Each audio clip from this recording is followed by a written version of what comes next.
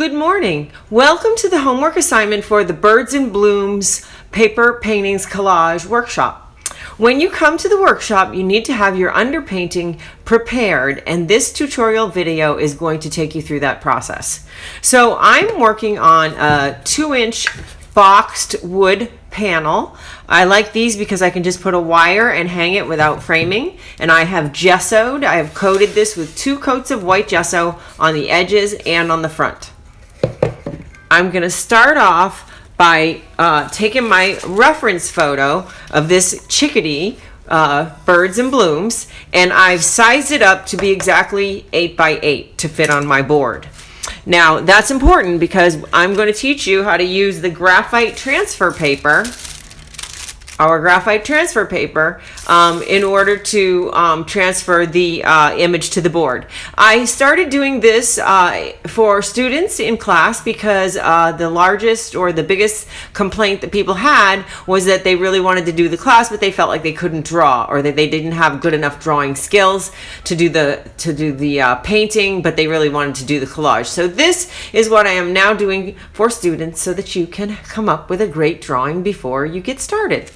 So you're going to take your graphite transfer paper and put the shiny, darker black side down to the board. You're going to use a ballpoint pen, and you're going to line up your sized reference image right with the edges of the board. So there, my chickadee is right on my 8 by 8. Now you can tape this down if you want to. I just hold it on one corner, and I keep my hands on one corner so that I can lift it up now and then and check and make sure that I haven't missed anything. But if you feel like you want to hinge tape it at the top so you can lift it and lower it, it all depends on your personal preference. All right, so what I'm going to do now is I'm going to just press down hard, because this is sort of like the old carbon paper. So we're going to be transferring graphite to the board, and I'm going to trace around this chickadee, and I'm going to trace all the shapes and give myself as much information as I think I need to have a good drawing. So I'm going to scribble in some of the areas that are darker to give myself a little indication of shading. I'm going to really focus on getting all the information I need to create a good painting. So I'm looking closely at my shapes. And this little guy doesn't have a lot of color, but I am going to beef him up. I'm going to add some more color to him when I paint him.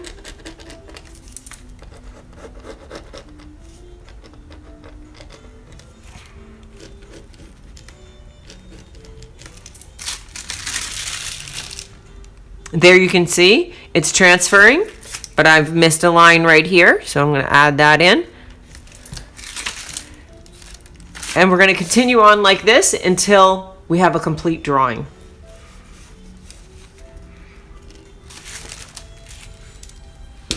There. Now you can see that I simplified some of the flowers as I was sketching. I just made them into some loose shapes.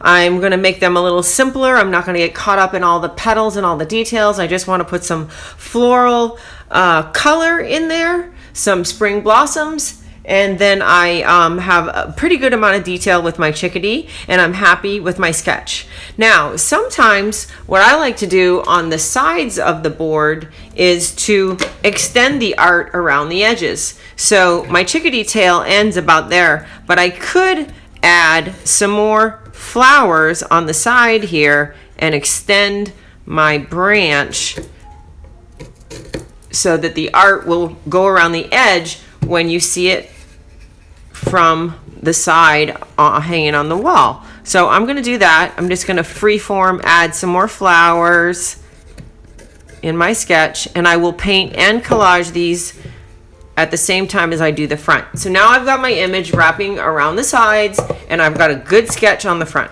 The next step is to do the underpainting.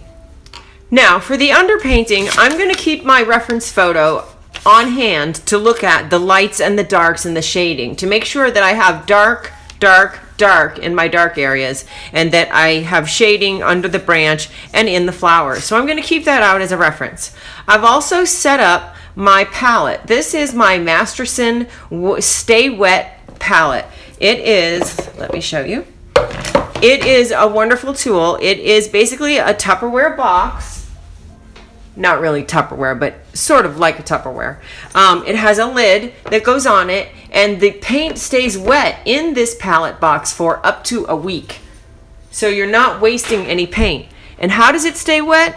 There is a sponge, a wet sponge underneath the paper, and then that paper, this is specific palette paper for the box, it pulls the water through from the sponge and keeps the paint wet on the surface, and then the lid keeps everything wet. So I'm going to use this, and then when I'm done, because this is not shiny coated palette paper but rather absorbent palette paper, I'm going to take this paper out, hang it up with clothespins, let it dry, and it will become a piece of collage paper for me. So how great is that? So I love this system because I don't waste any paint, and at the end of the day I get a sheet of hand painted palette paper, and I will give you a link for this palette. There is you can certainly work with paper plates or palette paper sheets, whatever works for you. I'm just sharing that this is what I like to use.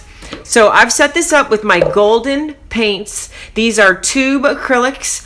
You can also do it with your fluid acrylics. I'm simply using tube acrylics here today because I've got a lot of them, and sometimes I'll do the underpainting with them because since I have been trained as a golden artist educator, they sent me a lot of paint and a lot of different types of paint. So I'm using the tube acrylics for my underpainting, but you can most certainly use the fluid acrylics for your underpainting because that is what I used to do before Golden sent me a giant box of tube. So I'm using a variety of sizes of brushes. These are Utrecht. They're mixed synthetic brushes. They're my current favorite. They're inexpensive and they last a pretty good while. I've got a paper towel to wipe my brushes with. I always keep a paper towel on hand to dry the water out of the brushes and to wipe paint out of the brushes. I try to wipe as much paint out of the brushes before I put them in the water. That way the water stays clean and less paint going down the drain. So that's just environmentally good to wipe out as much paint as you can into paper towels versus your paint water. Okay, so I've got my bucket of paint water here and my palette, and I'm going to start with the background. I'm just going to do a quick green, teal, I think, color back there, and I'm going to go and I'm going to time this. So we should really not spend tons of time on this. So let's see. It's right now my time, it's 5 after 10. So let's see how long this takes. Really, I'm going to say 15 to 20 minutes maximum for me. And then for you, you might spend a little more time. So I'm going to do the background. I'm just going to outline the negative shape with my big brush. I'm mixing white with green with a little bit of pale blue. This is my reference photo has a lot of a light green in the background. That doesn't mean I have to stick with that. But I'm going to start there. I may collage it differently, or I may change my mind with paint later, but let's just start there.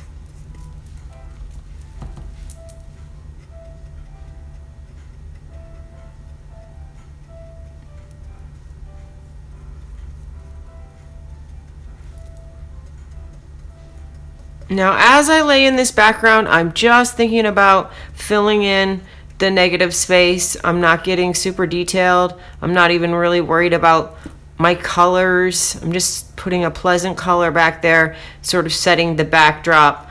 I'm going to go in with the big brush, and then I'll come back in with a small brush and get into the smaller, tighter areas. But I'm keeping this loose and painterly. I want this ultimately to be an impressionistic collage. So the idea is to try to stay loose. The idea is to be impressionistic and think about simple shapes. So let's see. Probably could use a smaller brush there, but I try not to paint with a 2-hair brush because when I do that, I get more detailed than I need to be. So I'm going to stay with this. And it's okay if I go over some of my flowers because I'm going to go back and lay them back in as well as some of those little branches. I'm going to lighten this up here because I think it's a little dark and it's a little too green. So I'm adding some white, some pale blue.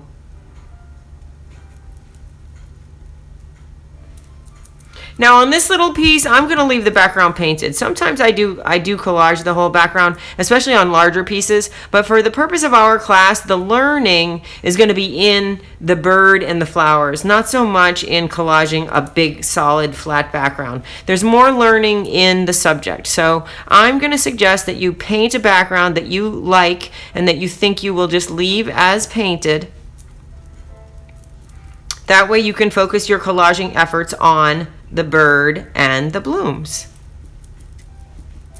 So I'm just softening my greens, softening with blue, and now I'm going to come around the edges and bring that same color out here, just like we did with the drawing.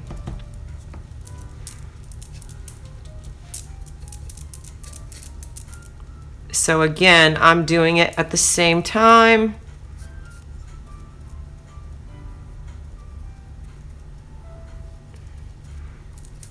It's a little too green. I'm mixing the color right on the board, also in the palette box, but if I feel like it's a little too green, I'm adding a little white right on the board.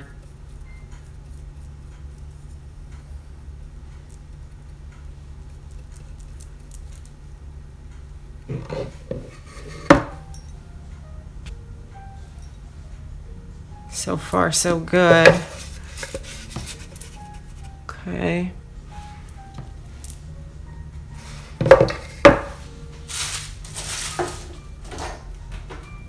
I need a little bit more of this nice light phthalo blue in my palette. I'm liking that for the background, so I'm going to add a little bit more of that. I like that mixed with a little bit of the green and a little bit of the white.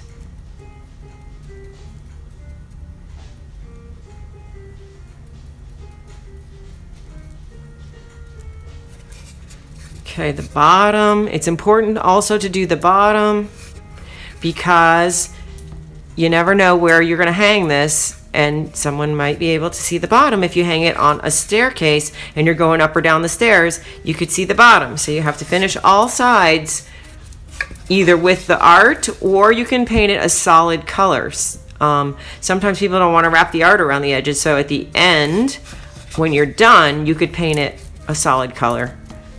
Black, blue, something that matches.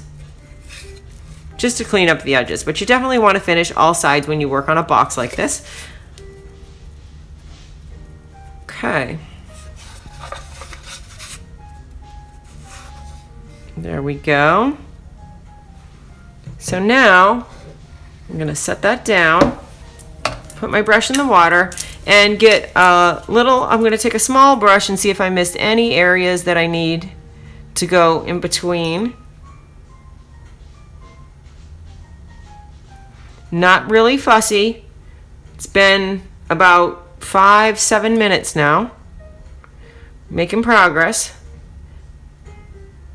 I'm timing this because I want you to know that you don't have to spend tons of time on this homework. But it is important that you have this done when you come to class, because when we paint our collage papers, we are going to use this as our reference guide for the colors of papers that we are painting.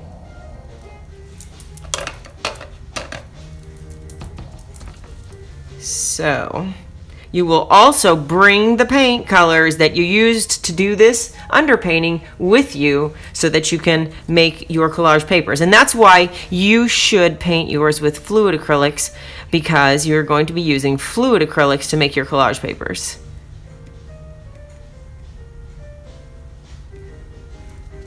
All right.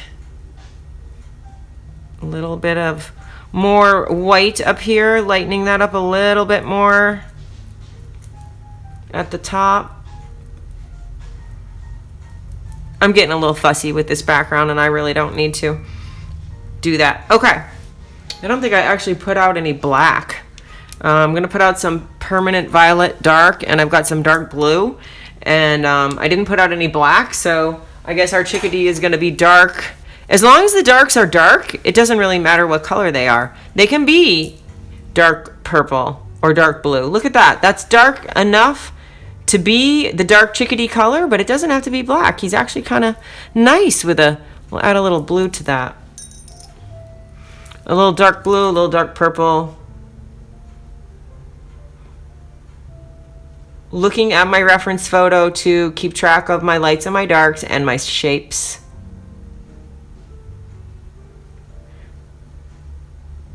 So there's my first dark shape.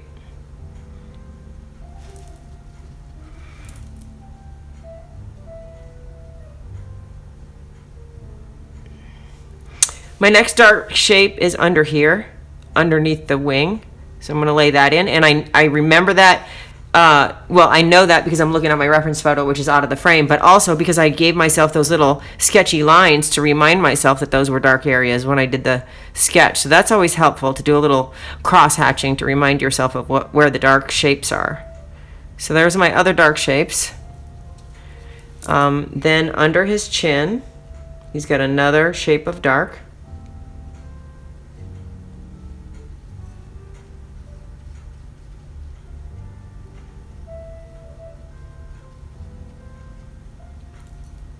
There we go. And then he's got some varying shades of dark in his body, but let's also look at his legs. We'll give him some. My dad used to love to joke about birds that were on the bird feeder that they had. My mom loved to watch birds, and my dad would say, "Oh my goodness, did you see that bird? He had purple legs and a yellow belly and an orange head, and what kind of bird do you think that was?"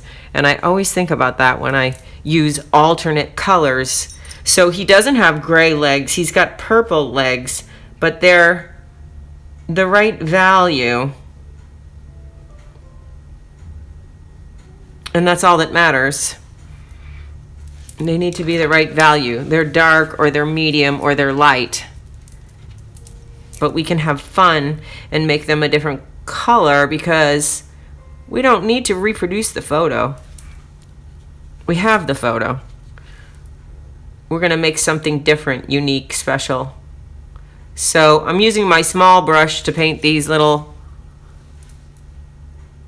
toes and legs, and I'm going to notice that his leg right here is darker as it comes out from underneath him, and it's darker up here. And then it gets lighter as it comes down, but then there's darker right here on the back toe. There's a darker toe over there. Oh, we need to get that a little darker. There.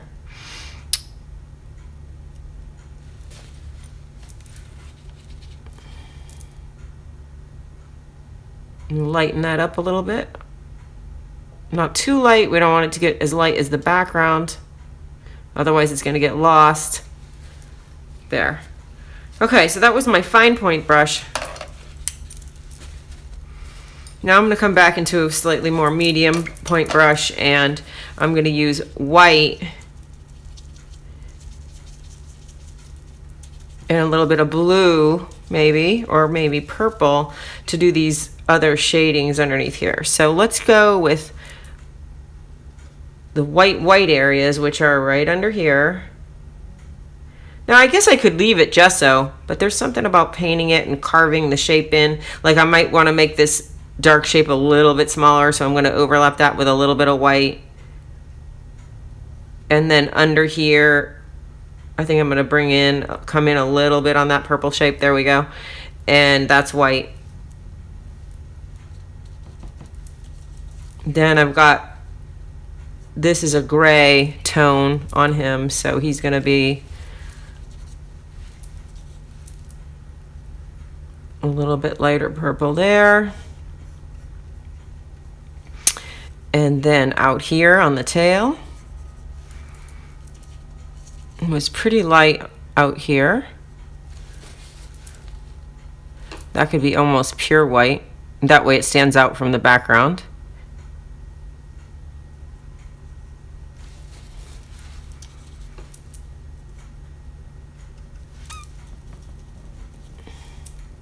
Bring in some blue. Don't want to get too dark under there.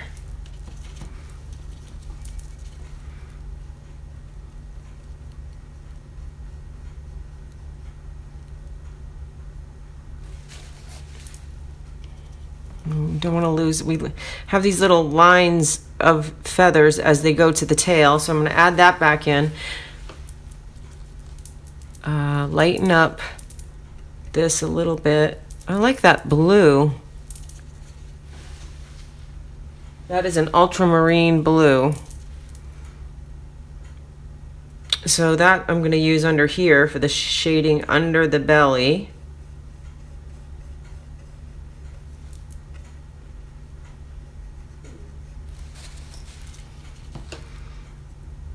And then I've got white. I'm going to soften the edge by bringing the white in while it's wet. I'm going to come back with a little bit more ultramarine blue because I think I lost more than I wanted to. So that looks nice. That's nice and soft. I'm working back and forth. Right here is another shape. This little triangle right in here. I'm really looking at the shapes in this bird, the simple shapes. The triangle here, the half circle there, the triangle here. I'm breaking them down into simple shapes. I sketched them that way and I'm painting them that way. I think I lost a little bit of this shape that I wanted, so I'm going to come back in there and bring that under the wing. And then there's this little circle right there. I'm going to take out my little round brush and just put this little circle right there. And speaking of circles, he needs an eye.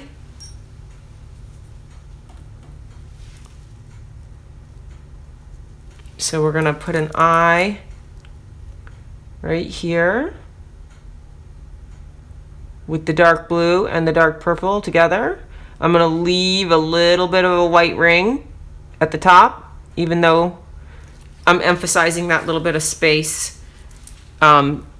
In the photo, it's really hard to tell that there's any white around it at all, but I'm fudging it a little bit. And then I'm going to put a little highlight in there with my white. Now you might say, why am I bothering putting that little highlight in there when I'm going to collage that anyway?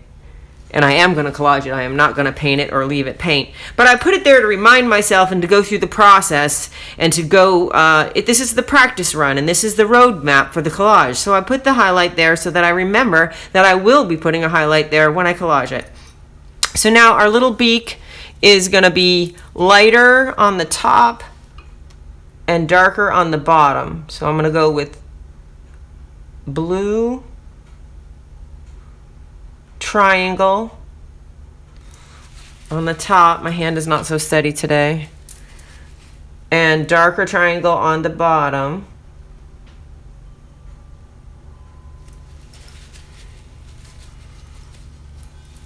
And I might have to come back in with a little bit of our blue-green background color to sort of make that a little smaller. There we go. That's a better shape.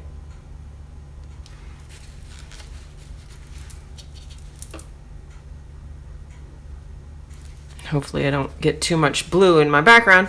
So he's pretty good there. He's pretty good. He's a good underpainting. He's got light, he's got medium, he's got dark, he's got some definition, and he's got color. So now we have to go in and do the flowers and the branch, and we are now at about 10 minutes into this. So keeping track so that you know that it doesn't have to take forever. Now I've got some yellow. I've got dairy-eyed yellow that I'm mixing with the purple because I didn't put out any brown. But yellow and purple are opposite colors, so that mixed together gives me a nice golden brown. And I'm going to lay that in here in the branch with my slightly larger brush.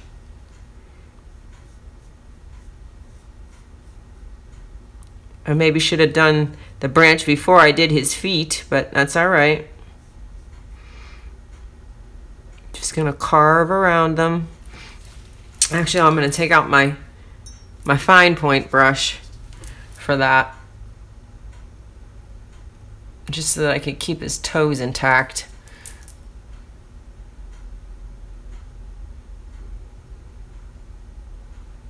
And yes, you will be collaging these toes. And yes, it is going to be a challenge because they are small. Bigger is easier when you start collaging. So this is only an 8x8. I would suggest you use a 12x12. I believe that's what's on the supply list. A 12x12, and make your bird fill the space so that you are not working on any tiny microscopic pieces, but rather you are working with bigger pieces because bigger is easier. Sometimes people think smaller would be easier, but bigger subject means bigger tearing and less tiny details. I am doing this 8x8 because I didn't have a 12x12 board. So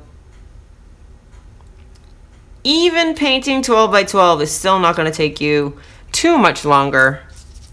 And I'm going to give you the benefit of the doubt and give you 3 times. I'm going to give you 3 or 4 times the amount of time it takes me.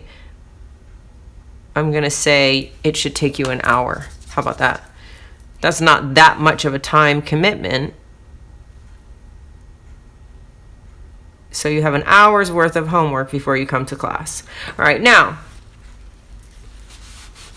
I'm not going to forget to bring my branch around the edges while I have the same paint color out. I am going to bring that branch around the edge, bring it around the other edge. Now, if you are using a flat canvas panel, that is perfectly fine. That is the most economical surface. I suggest that to start because it is economical, and then that way you are not spending a ton of money on all these supplies. So don't you worry about it. If you are using a flat canvas panel, you just don't wrap around the edges. And the difference with the flat canvas panel is if you really love your piece, then you have to frame it. Whereas this, you can just wire it. So, okay, I've got my light brown down, and from my reference photo, I know that the bottom edge of this is darker. So I'm going to add a little bit of blue to my yellow and purple mixture.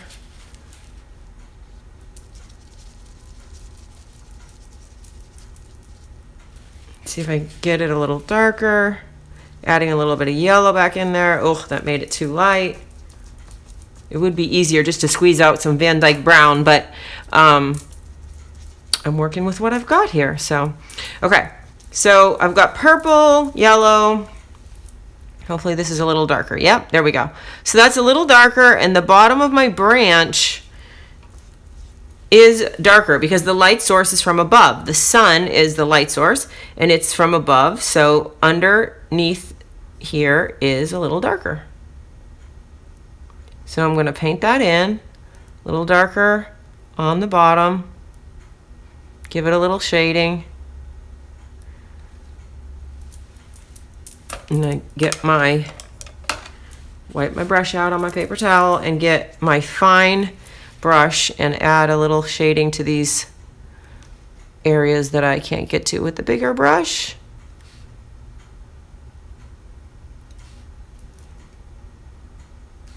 Again, gonna wrap my shading around the edges.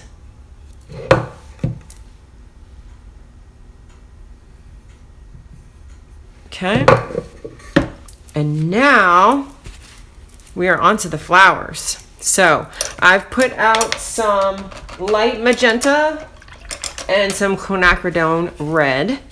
I've got pink flowers. So I'm going to start with these. I'm just going to lay in light pink. This primary, I'm laying in light magenta, just basically in these sort of oval shapes.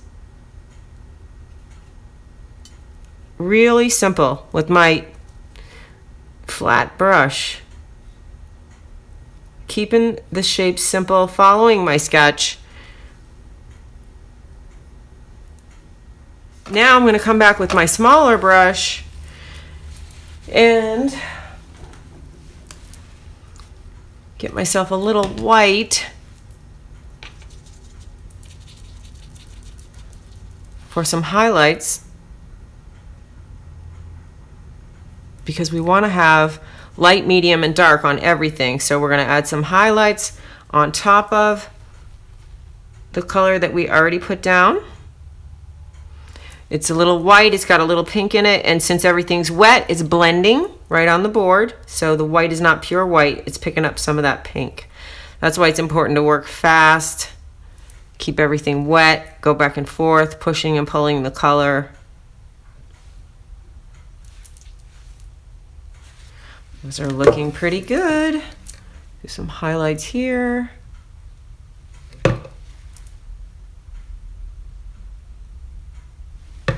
So now I'm adding some slightly darker areas, looking at my reference photo to see where are the flowers darker, probably down in the areas where they overlap.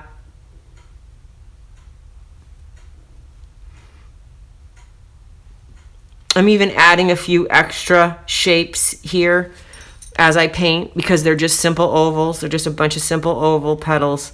So I'm adding some extras, adding some dark in there.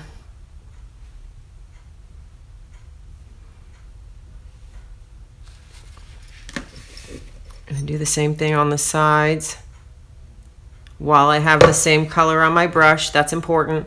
It's much easier to do it while you have the same color on your brush, and it will be much easier to do it when you have the same collage paper out to go around the edges. So there's that. I like the way that looks. And now I've got these real thin little, so I'm going to get a lot of water, because I've got a few thin little branches that come out to connect some of these flowers. So some thin lines here.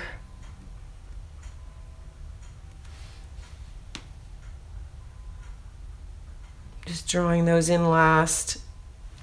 We'll be collaging those as well. It's a little tricky, isn't it? A little intimidating.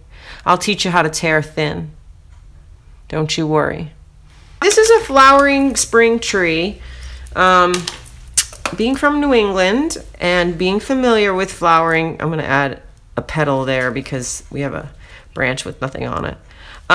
Being from New England and being familiar with flowering spring trees, the flowers come out before the leaves do. So there are no leaves. There are just flowers on this. But I might like to take a little green and bring in a little extra color, a little green and a little green blue, and I might like to put in a few little leaves, even though they're not there.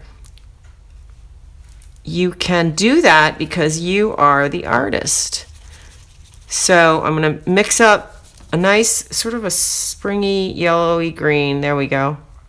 And I'm just going to put a few little, I'm not going to go crazy with them, but it allows me to add a few more simple shapes mixed in with the flowers.